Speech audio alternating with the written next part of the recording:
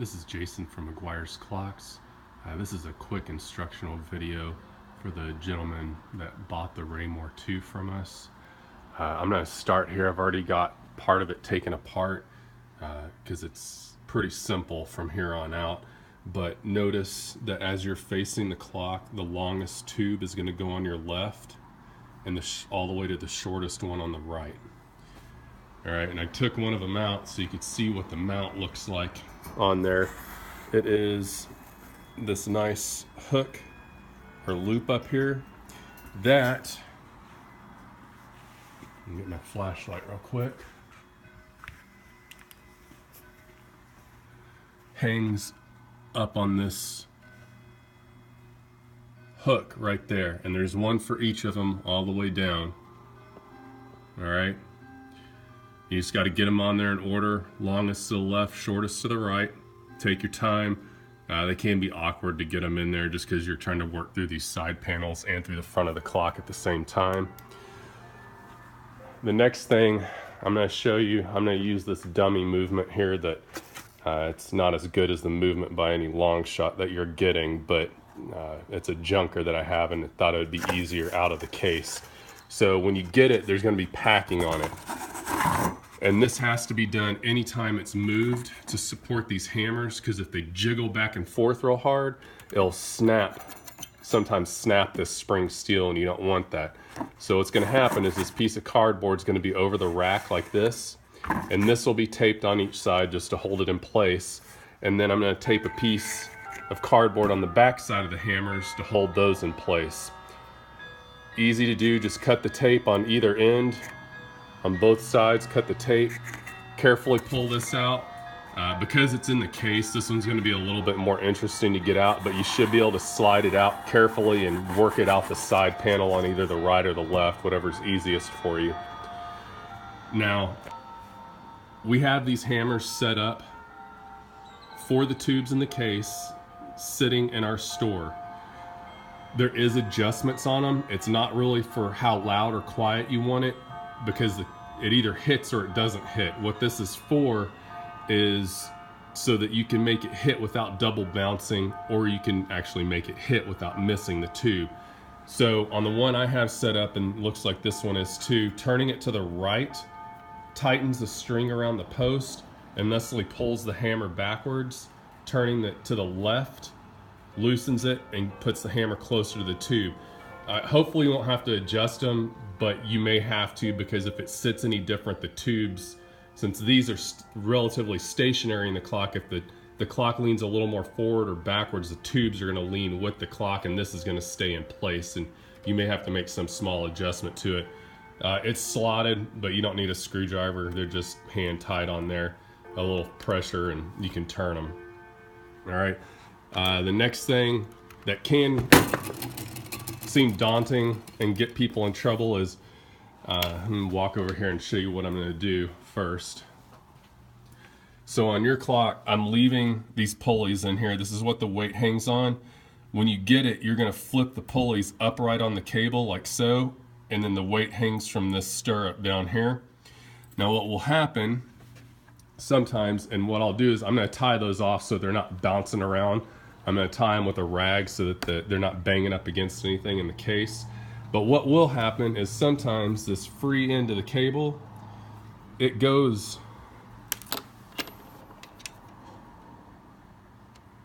and your hangers look a little bit different, but it's the same principle. Okay, let's see here. It goes up into a hanger that's up there, and sometimes when the weight's not on there and moving it, they'll pop out and your pulley may be loose.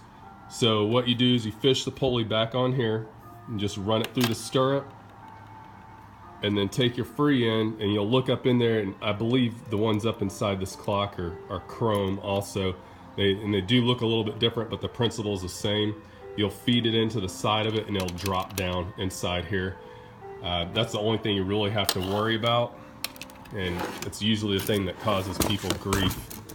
Now, on the back of the clock, I'm going to show you yours first, just to make sure, because it is a little bit different. Hopefully this won't come off, but All right, get my camera to focus here. This piece right here, it's got a post going through it. Let's see. And it's hanging up here on this flat spring steel. Now, sometimes in transport, this will hop off of there. It's not a big deal. You just have to take your time putting it back on. And what you'll have to do is hook it up. There's a little T crossbar up here. And you'll have to hook the hook up there and then bend this piece that's going through the center of it up, and there's a little keyhole shape in this bar itself, and feed it through there. Don't be scared, you're not going to break it. Worst case scenario is that little piece of spring steel gets bent or broken, and I'll send you another one. It shouldn't happen. I'm going to put a little tape at the top of this where that spring steel is, just to try to keep it from hopping off there. Just make sure to take that piece of tape off. It'll be blue painter's tape, so it'll come off easy. Just take your time taking it off of there. After that, you're just going to hang your tubes and then hang your weights and pendulum. Pendulum hangs in this little eye hole right here. It's just going to hook inside of it, and the neck of the pendulum's going to rest inside these two legs right here for support. And then, as I discussed earlier, if all your pulleys are still where they're supposed to be, just flip them upright and hang your weights on them. Now, the weights are labeled on the bottom. Doesn't matter how you open the box, they're labeled right, center, and left on the bottom of the box, or on the bottom of the weight. That is your right hand side, so this one will hold your right weight. It should be really obvious. It weighs a lot more than the other two weights, because this side controls the music, and it takes a lot of oomph to turn that tubular bell system. So right, center, and left. After that, it's a matter of setting it up. And what I'm going to do before I pack it up is I'm going to find AM and PM, and I will set it to AM. So no matter what time it is, say it says 11 on there, that'll be 11 AM. Or if I have it set to 3, that'll be 3 AM. And that matters because over here you have a nighttime silent option, and it's silent between 10 PM and 7:15 AM. And if it's not set right, you'll be hearing it all night and not at all during the day. So I hope this helps. If you have any other questions, there is another setup video for the Diana, and I go through setting up the nighttime silent and chime selection and all that stuff. And it's essentially the same thing. The only thing that's different on yours is the tube system. It's just a different chime system. So you can also look at that video. It's a little bit more in depth. Also, on all 4 corners of the clock, there are adjustable feet. Clock needs to be level left, right, front to back. It's not super temperamental because it's a newer system where it has a clutch built into the pendulum, so that even if it's off a little bit, it'll still run and keep time. Other than that, the last thing here is on your pendulum. This is a nut, and there's a threaded portion underneath it here. This nut, if your thumb is in front of you like this on that nut, turning your thumb to the right and turning that nut to the right makes the clock run faster. Turning your thumb to the left and the nut to the left makes it run slower.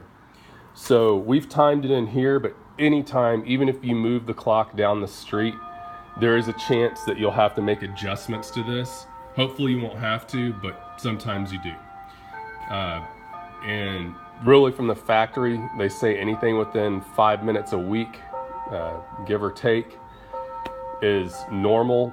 We get it closer than that here, so you shouldn't really have to mess with it. But should you need to, that's it right there.